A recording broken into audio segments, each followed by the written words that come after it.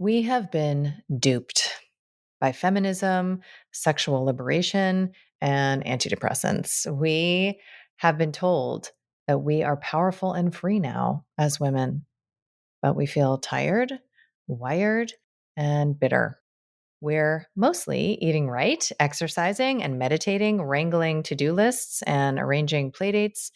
And yet there's a haunting hollowness beneath the huge complaints. What if I told you that there is a huge storehouse, a reservoir of energy inside of you that has not been tapped, that you could feel light and pulsing, excited and alive in ways that a wellness lifestyle cannot deliver, that you could trust yourself, that the world could feel safe, and that unexpected and expected delights could start to illuminate your path. No coach, therapist, doctor, or guru required. Just you learning to get real, present, and attentive with you. I feel like I'm here to matchmake your inner parts for the greatest love affair ever written.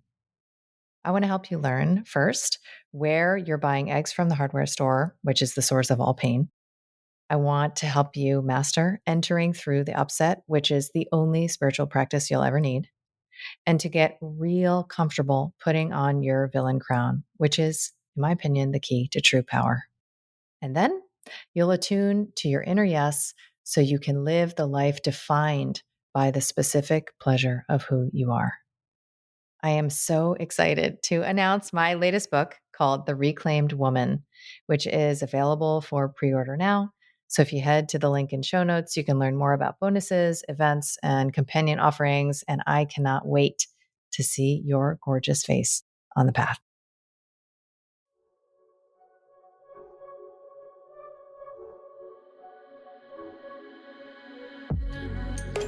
I'm Dr. Kelly Brogan.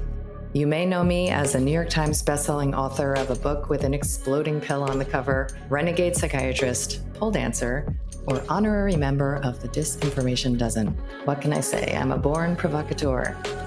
I've spent most of my recent life exposing deceptions, connecting dots, and discovering the secret places my inner victim is still waiting to be liberated. And now I feel called to help you reclaim all of your parts, your health, your sexuality, your power, and your expression, so that you can finally truly own yourself.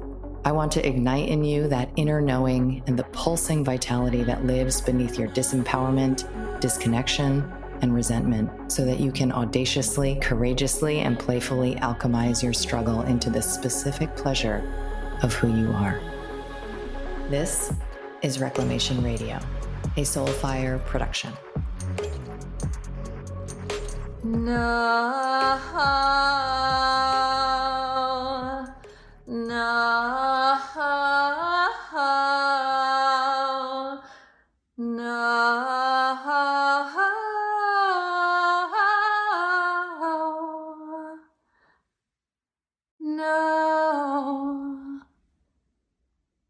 no. Hi, I'm Kelly Brogan, and welcome back to Reclamation Radio. Today, I want to talk about voice reclamation in the hopes that it helps you to recognize when you are reaching a crossroads in your life experience that could afford you the opportunity to reclaim an essential part of your creative expression. So I have, as I always mention, done a good amount of parts work, which is, I think, more formally called internal family systems, developed by Dick Schwartz. And in this kind of work, we explore, right, the aspects that are living in polarity. So the inner warfare that is being experienced on the outside, even though it's all an internal circus, right? It's all this medley of different voices, different beliefs, different energies, and different held emotions. And as I have learned what these different parts have to say that are often in conflict, I see that they are both, sometimes there are many of them, protecting what in parts work is referred to as an exile. So a trapped, emotionally arrested child part. And as these parts are unburdened, as they release and express and feel seen and heard for their experience, which is typically decades in the past, they are liberated to live the way that they want to and to do what they want to. And what I have found is that these child parts want to dress up in, tutus and high heels. They want to play with my cats. They want to dance and they want to sing. And this is called being a child, right? This is called being liberated to the expression of that eros, that vital force channel that was so available to us until we had good reason to begin to pit ourselves against it.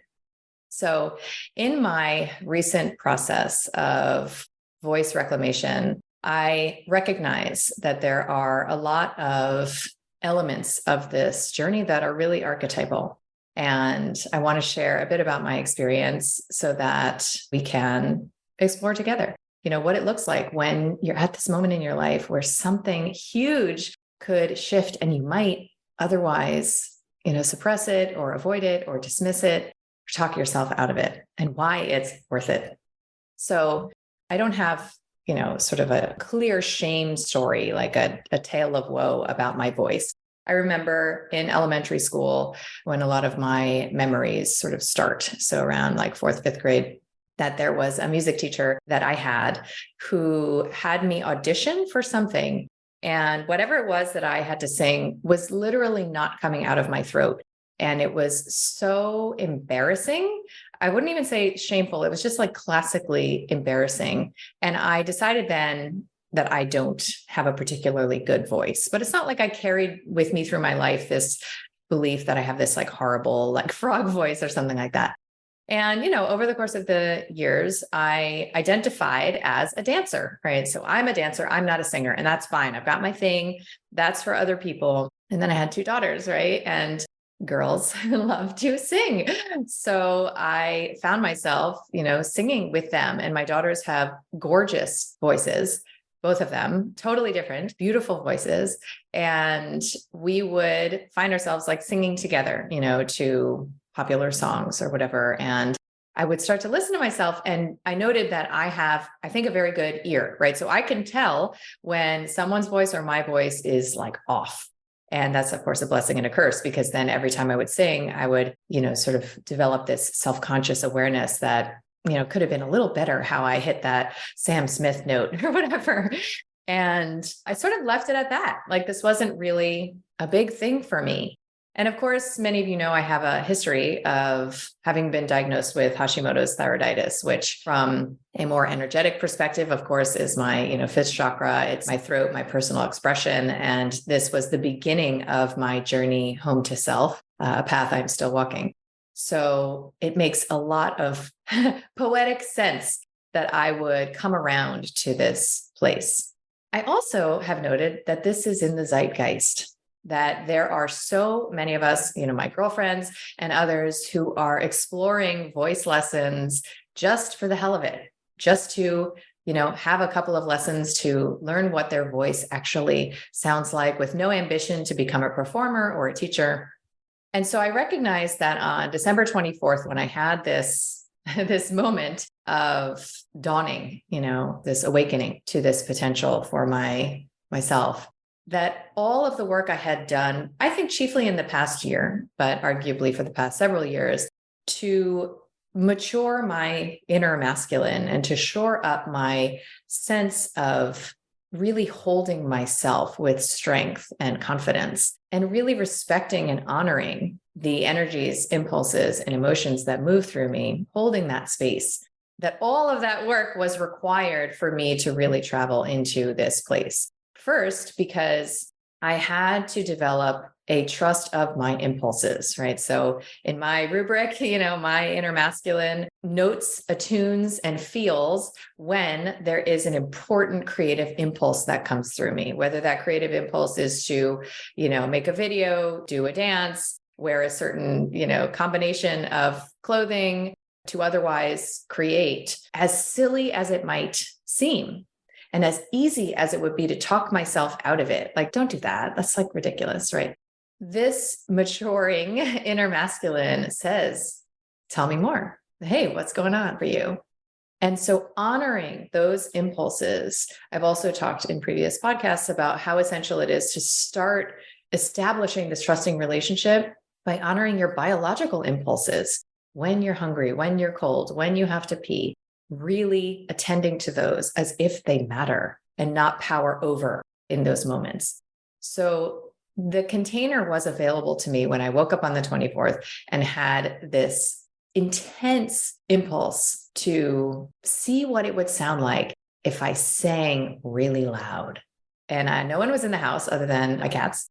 And I had been inspired by this Alexia Evelyn video that I saw. And I just watched this woman's soul, animating her body, and this sound come through her. It was so bold and so fierce and so beautiful. And I had obviously not obviously, but I had no aspirations of mimicking that or replicating that. But, I have experience with Osho dynamic meditation and screaming into pillows. And I've done a fair amount of screaming and catharsis in my healing journey. And I wanted to see what else could come out of me that loud that might actually sound pretty.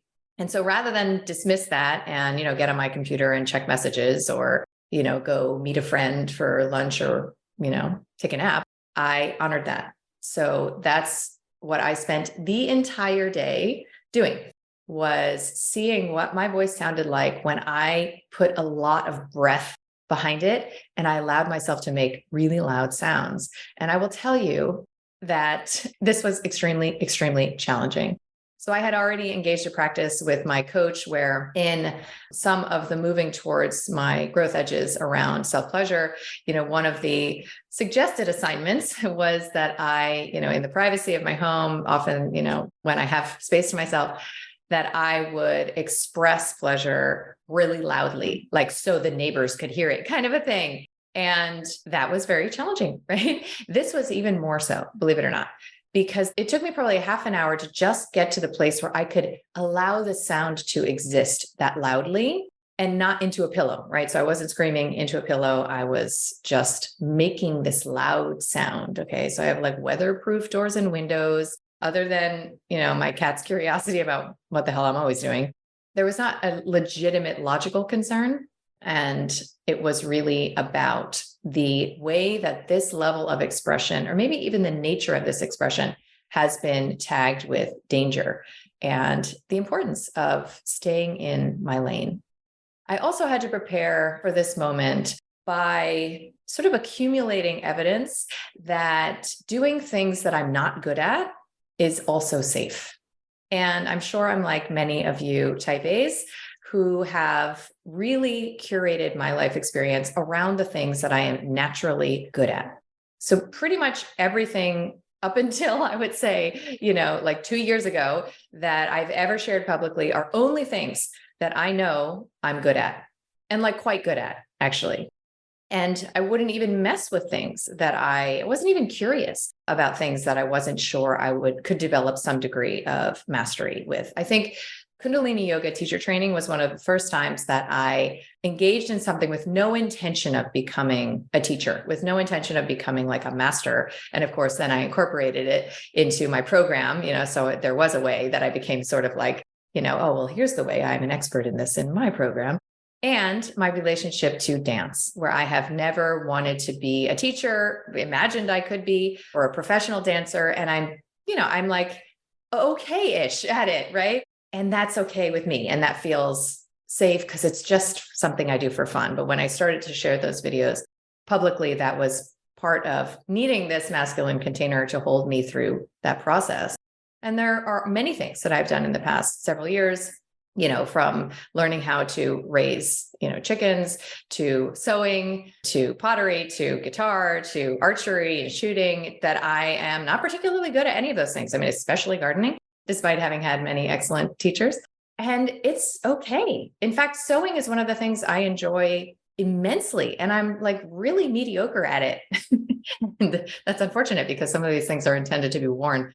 And so the part that imagines there's risk associated with mediocrity, or there's risk associated with even effort that leads to something, akin to failure, is a part that wants attention and wants to feel held and really largely, assigned to another task. So I had all of that preparation when I began this exploration on the 24th. And the way that I have related to new and vulnerable exploration is to share it almost immediately with my friends. Obviously, I have a public platform, easy to do that, because otherwise I might crawl back into the hole, right? So I crawl back up into the womb. And for me, that's helpful. Like, hey, I'm working on this, or like to make a little bag even before I know fully how to do it for somebody. And to feel seen in the early stages has felt, at least for me, important. So I chose to work with 3 different teachers for the month of January. And I'll share their names: Amy Thiessen, Brooke Wolf, and Dominique Zuniga. And the experience, even in this month, has been life-changing. So I'm a big believer in the mentorship model. I think it is part of how you shore up that masculine container so that you can feel held in your process and also inspired and brought into your fuller expression in a way that self-study doesn't always afford. And I am a huge autodidact, so it's not that self-study doesn't have its place. But really in, I think, creative expression, it's incredible to work with somebody who is there to take your hand. And that's one of the most beautiful things about the ways in which I want to learn and explore in this realm, is that there are so many women who are already there. They're already there in their extraordinary expression, holding out a hand. Because I also spoke to a number of other incredible vocal coaches, and they're all there just waiting to support. I'm sure not just women, but it's a beautiful fabric of women holding each other in this more full expression of our inner selves.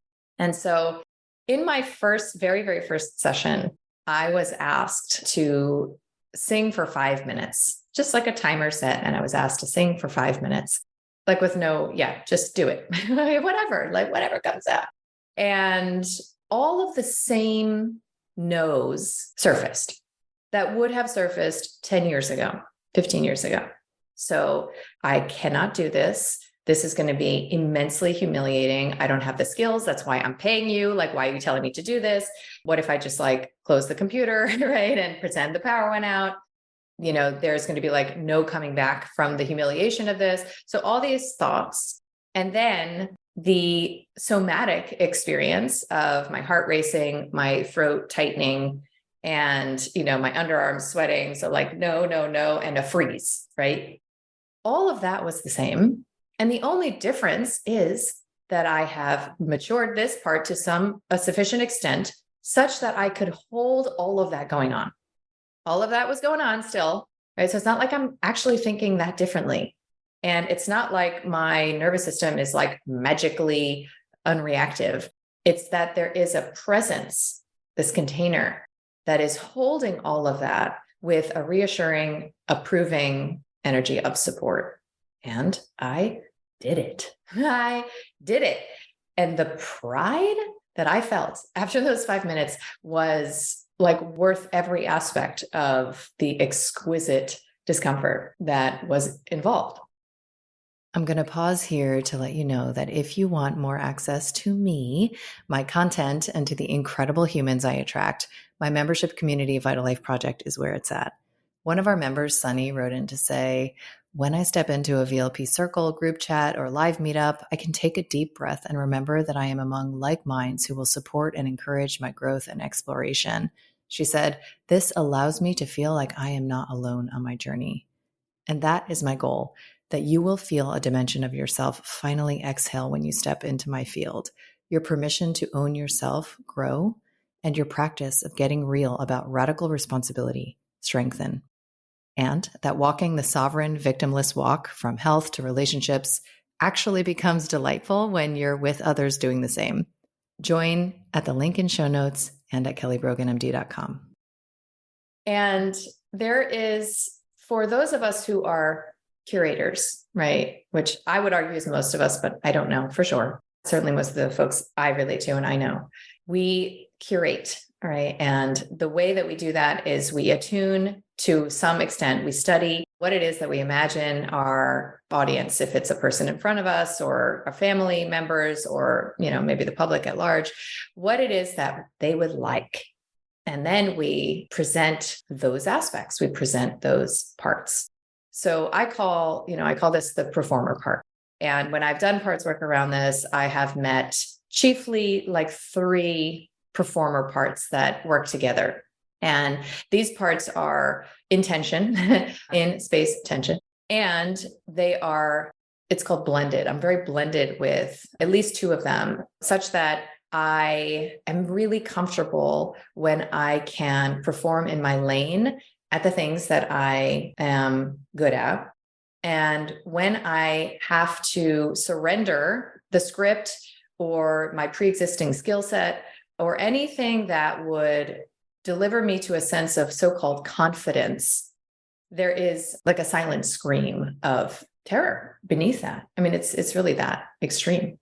So this performer part is also, for many of us and for myself, very active in relationship and romantic relationships. So this is the part, that has a moment with your lover in the bedroom and says, like, I'm going to be the most extraordinary, seductress at this moment. And almost is like watching you be sexy kind of a thing, rather than like so oriented towards how you're being experienced and what you're like, the pleasure you're putting on the person, rather than internally oriented towards the actual embodied experience, so that expression can be authentic and actually guide intimacy between the two of you. So this performer part also can exist in the ways that we show up to social interactions and the need that we might have to have so much alone time, because it's the only way we can exhale the tension of that curation. So, my performer parts, there's a performer part that makes sure that I look attractive, right? So that is responsible for my physical appearance. But then there's another part that says, well, that's not quite enough, because you're also all these other things. And if you were just perceived as attractive, that wouldn't be good enough, right? So you have to make sure that you're also experienced as, intelligent, or whatever this long list of other things is. And then there's this sort of like spiritual ego part of me that says, oh, you two silly parts, like it's not about that, right? It's about the energy, and you can't fake that. So, everyone's going to know anyway. And so you might as well just give up the fight, and walk around with, your hair dreaded and your PJs. So these parts essentially were not invited to a number of my singing lessons. And I'll share one, like little example where I was asked by one of my teachers to engage in an emotionally informed kind of call and response expression. So she would sing like a riff with a certain feeling, and I would then receive that feeling and sing something back to her, any sounds, like any vowels, as if I were responding. And, this was one of several related like improvisational exercises. And I told her that I was nervous, to do this, because I can copy with comfort. Like I've gotten to the point where now I can hear my own voice, I can copy somebody else, and that feels comfortable. But to draw sounds out from in me and through my emotional body really felt not available to me. And I went through it, even though, again, I almost wanted to close the computer. We took a break afterward, and I walked down the hall in my house, and I just burst into tears. And this has happened most of the sessions that I've had. I have come to a tearful moment after having done something that felt really scary, And as I was crying, walking to the bathroom, I heard this phrase, and the phrase was, I am trying so hard to meet you. I was like, what does that mean? I'm trying so hard to meet you. It was almost this like pitiful, like, I'm trying so hard to meet you. This is so hard. And I thought, okay, well, is it all that I'm doing, to ready myself, for healthy love and partnership and relationship, and to move out of the patterns that I've been in my entire life? And just that's hard, I'm trying to meet you, this soon to be partner kind of a thing. And then immediately it was almost like I was internally corrected. And it was like, no, you, me, I am trying so hard to meet me. And I just felt like, wow, that is what's happening here. That I have an inner songstress, right? I have this inner channel. I have this erotic dimension to me that expresses through the instrument of my body, the literal instrument of my body. And I don't know her, right? I don't know that me. And why is it so hard? Why is it so hard? And it is. And the truth is that it is because of all of these protector parts that have, for myriad, very legitimate reasons, decided that exposing, this dimension of me is too much, unwelcome, could be inviting certain kinds of experiences or punishments, that I have decided I can protect myself from. And so it was really this like profound experience of sort of just acknowledging how difficult this soul retrieval process is and can be, and how much more goes into this exploration of, I would say specifically dance and art and singing, that involves a capacity to feel shame and a willingness to also allow for the challenge of it. So that whatever these tears are, I don't even really know what they are and why they come every time, because it's a combination of like relief and almost pride, like, wow, I just did that. And also just literal shame that is like being discharged through my tear ducts. And what that shame message has been, which is like, this is not a part of you that is safe to demonstrate to anyone. And I know that I am not alone, in this exploration. And I've had a very similar experience in my pole dance journey where there was just immense shame to move through. I speak about it, in an episode here on Reclamation Radio. And the process gets easier and easier and easier, I think, as you move through the initial walls and you hold yourself through the walls and you don't try to make that sensation go away.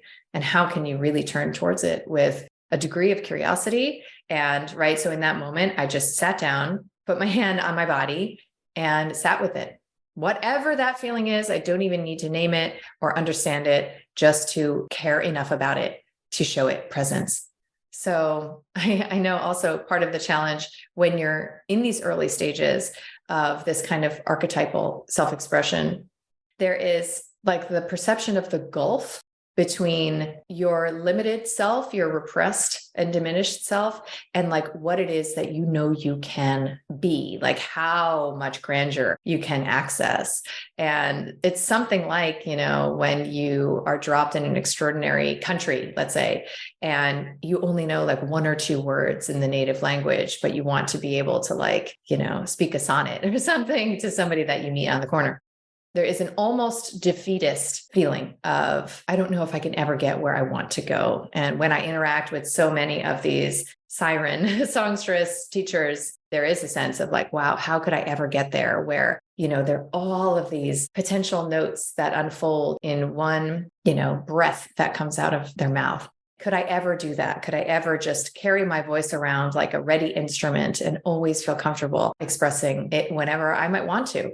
And of course, the answer is always yes, right? But that very loud voice that says like, quit while you're ahead, because there's no way you're going to get to where it feels beautiful, is very, potentially has a lot of evidence for the reality of that, has accumulated a lot of evidence for the reality of that. And it's important to hold that voice and not try to coerce it and tell it that it's wrong. And no, everybody can learn. And yes, and, there is a journey. And several of my teachers have shared that they started in places that were not in any way where they are now, and that this dedication and the daily practice of opening up the voice and working these muscles literally is just like any other, devotional endeavor.